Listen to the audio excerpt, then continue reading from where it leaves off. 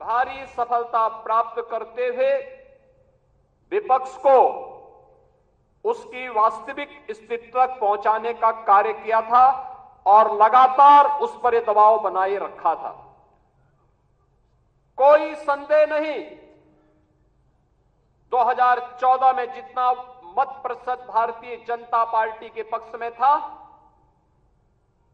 2017 में जितना मत प्रतिशत भारतीय जनता पार्टी के पक्ष में था, 2022 में जितना मत प्रतिशत भारतीय जनता पार्टी के पक्ष में था, 2024 में भी आप सभी कार्यकर्ताओं के संघर्ष से, प्रयास से, प्रधानमंत्री मोदी जी के नेतृत्व में, माननीय राष्ट्रीय अध्यक्ष जी के नेतृत्व में भारतीय जनता पार्टी उतना वोट पाने में सफल रही। लेकिन जैसा वोटों की शिफ्टिंग होती है और कहीं पर जब हम लोग ये मान करके चलते हैं कि आत्मविश्वास में कि हम तो जीत ही रहे हैं, तो स्वाभाविक रूप से वहां पर कहीं ना कहीं हमें खामियाजा भी भुगतना पड़ता है और वह अति आत्मविश्वास कहीं ना कहीं हम लोगों को जहां चोट पहुंचाने में, उस विश्वास पर खरा उतरने में, उन अपेक्षाओं पर खरा उतरने में, जहां कहीं ना कहीं उस विश्वास पर कहीं ना कहीं चोट पहुंची, वहीं साथ ही साथ जिस विपक्ष ने चुनाव के पहले हिम्मत हार करके बैठ गया था, वो आज फिर से उछल कूद करने का कार्य कर रहा है। बहनों और भाइयों, याद करिए 2022 का विधानसभा का चुनाव, 2022 का विधानसभा का चुनाव विपक्ष उछल कूद कर रहा था। चुनाव के तत्काल बाद आपने देखा होगा कैसे मारपीट पर उतारू हो गए थे और तब हर कार्यकर्ता इस बात को सोचता था कि वास्तव में हमारी सरकार का माफिया मुक्त उत्तर प्रदेश का अभियान इन्हीं गुंडों के लिए है और उस उत्तर प्रदेश को आप सबके सहयोग से आज माफिया मुक्त करने में हमें सफलता प्राप्त हुई। तो माफिया मुक्त उत्तर प्रदेश के साथ साथ हमारे विचार परिवार का ये जो लंबा संघर्ष था, 500 वर्षों का इंतजार समाप्त हो, दुनिया भर के सनातन हिंदू धर्मावलंबी जिन आकांक्षाओं के साथ जी रहे थे, उन अपेक्षाओं पर प्रधानमंत्री मोदी जी के नेतृत्व में डबल इंजन सरकार ने खरा उतर करके अयोध्या में रामलला के भव्य मंदिर निर्माण के साथ साथ 500 वर्षों के बाद रामलला को विराजमान करने का काम भी किया।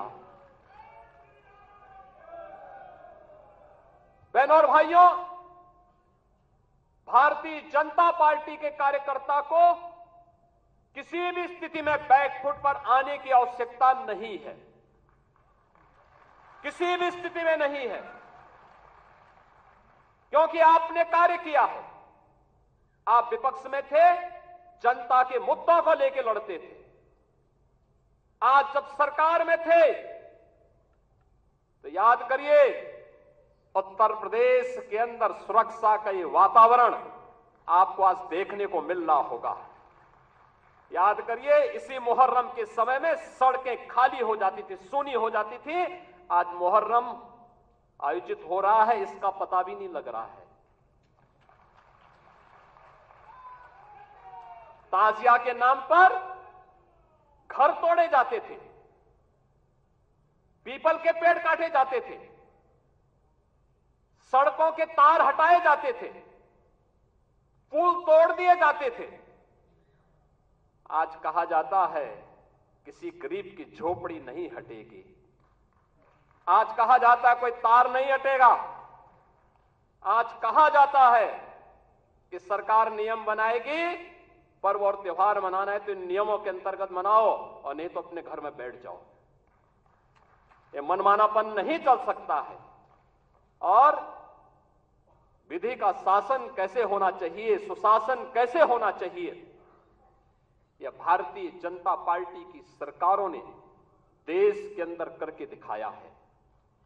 लोक कल्याणकारी कार्यों का परिणाम कितना हुआ, कोई सोचता था?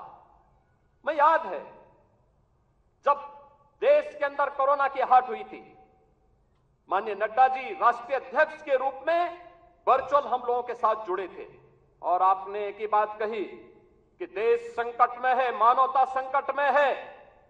हमारे लिए एक ही मंत्र है, प्रधानमंत्री जी का आदेश है, एक ही मंत्र है और वह मंत्र है सेवा ही संगठन है। ये केवल भारतीय जनता पार्टी ने किया था। मुझे याद है कोरोना कालखंड में केवल भाजपा का कार्यकर्ता या राष्ट्रीय स्वयंसेवक सड़कों पर जनता जनार्दन की सेवा कर रहा था। अन्य किसी भी दल के किसी भी नेता का कोई अता पता नहीं था। कार्यकर्ताओं की बात तो दूर, आपने देश के अंदर 10 करोड़ गरीबों को मकान दिए। उत्तर प्रदेश में 56 लाख गरीबों को बिना भेदभाव के मकान दिए। हमने जो नारा दिया, मोदी जी ने जो नारा दिया कि सबका साथ और सबका विकास, हमने जाति मत और मजहब के आधार पर भेदभाव किसी के साथ नहीं किया। हम आज भी कह सकते हैं हमने किसी के साथ भेदभाव नहीं किया, कोई भेदभाव किसी के साथ नहीं किया। विकास के कार्यों के लिए भेदभाव नहीं किया। ये 80 करोड़ लोगों को फ्री में राशन आज भी मिल रहा है। क्या किसी जाति को मिल रहा है, किसी मत विशेष या किसी धर्म विशेष को मिल रहा है? भारतवासी है उसको राशन मिल रहा है। भारत पहला देश जिसने भूख से मौतें नहीं होने दी, बदहाली नहीं होने दी, आत्महत्या नहीं होने दी, किसी गरीब को सड़क पर भूखों से मरने के लिए मजबूर नहीं होने दिया। लेकिन उस सबके बावजूद भारतीय जनता पार्टी का कार्यकर्ता लगातार कार्य करता रहा। विपरीत परिस्थितियों में अपनी जान की परवाह किए बगैर लगातार कोरोना जैसी महामारी से जूझता रहा और सेवा को ही संगठन मान करके कार्य करने का परिणाम रहा कि जिस महामारी के सामने दुनिया की बड़ी बड़ी ताकतें नतमस्तक हो गई, उसी कोरोना को कहां समाप्त कर दिया मोदी जी के नेतृत्व में। भारत ने सबसे अच्छा परिणाम देकर के दुनिया के सामने कोविड प्रबंधन की एक नई अनूठी छाप छोड़ी। बीमारियों से होने वाली मौत, मुझे याद है 2014 में जब आदरणीय नड्डा जी भारत के स्वास्थ्य और परिवार कल्याण मंत्री बने थे, इंसेफ्लाइटिस के मुद्दे को लेकर के एक सांसद के रूप में मैं उनके पास गया था और उन्होंने कहा कि हम इसमें सहयोग करेंगे। नड्डा जी और मोदी जी के सहयोग से गोरखपुर में एम्स भी बना। आज गोरखपुर का एम्स चालू हो गया, काम कर रहा है। पूर्वी उत्तर प्रदेश और बिहार की, नेपाल की एक बड़ी आबादी अपने स्वास्थ्य सुविधाओं का लाभ प्राप्त कर रही है। और 40 वर्ष से जो बीमारी थी, इस बीमारी से होने वाली मौत 90 से 95% मौतें अनुसूचित जाति, अति पिछड़ी जाति और अल्पसंख्यक समुदायों की थी। आज उस मौत को हम लोगों ने, डबल इंजन की सरकार ने पूरी तरह नियंत्रित किया है। इंसेफ्लाइटिस पूरी तरह समाप्त हो गया है। उत्तर प्रदेश जैसे राज्य में इंफ्रास्ट्रक्चर, एक कल्पना थी, आज आप जाते होंगे आपको 4 लेन की कनेक्टिविटी मिलती होगी। आज आप कहीं भी जाइए, प्रयागराज जाइए, काशी जाइए, लखनऊ आइए, अयोध्या जाइए, गोरखपुर जाइए, पश्चिम के किसी भी जनपद में जाइए, इंटर स्टेट बॉर्डर पर जाइए, आपको लगेगा आज कोई नहीं कह सकता है, उसको उत्तर प्रदेश का वासी कहने में संकोच नहीं होगा, क्योंकि उत्तर प्रदेश का इंफ्रास्ट्रक्चर किसी भी अन्य जगह से अच्छा आपको प्राप्त होगा। मुझे याद है जब मैं बुंदेलखंड गया था पहली बार मुख्यमंत्री बनने के बाद, मेरे साथ आज के जल शक्ति मंत्री श्री स्वतंत्र देव सिंह जी थे। हम लोग चित्रकूट में गए। मैंने चित्रकूट में वहां के कार्यकर्ताओं के साथ बैठक की, जनप्रतिनिधियों के साथ बैठक की। रात्रि को मैंने वहां के उद्यमी और व्यापारियों के साथ बैठक की थी। मैंने उनसे कहा, मैंने कहा यार चित्रकूट में अच्छे होटल क्यों नहीं आ रहे हैं, अच्छी धर्मशालाएं क्यों नहीं बन रही हैं? उन्होंने एक ही बात कही, उन्होंने कहा अगर कोई निवेश करेगा तो डकैत उसका अपहरण कर देंगे। तो मैंने कहा मैं अगली बार तब आऊंगा जब यहां से डकैतों से मुक्त कर दूंगा। और मुझे बताते हुए प्रसन्नता है, आज न केवल बुंदेलखंड चित्रकूट बल्कि पूरा बुंदेलखंड डकैतों से मुक्त हो चुका है, माफिया से मुक्त, डकैतों से मुक्त। आज आप कहीं भी जाते होंगे, क्या काशी, क्या अयोध्या, क्या मथुरा वृंदावन, क्या विंध्यवासिनी धाम, क्या सुख तीर्थ, क्या नैमिषारण्य, क्या ये आपकी वैचारिक यात्रा और आपकी आध्यात्मिक विरासत को क्या सम्मान यहां पे नहीं मिला? आजाद देश 1947 में हो गया था, ये काम 1947 में होना चाहिए था, ये कार्य उसके बाद होना चाहिए था।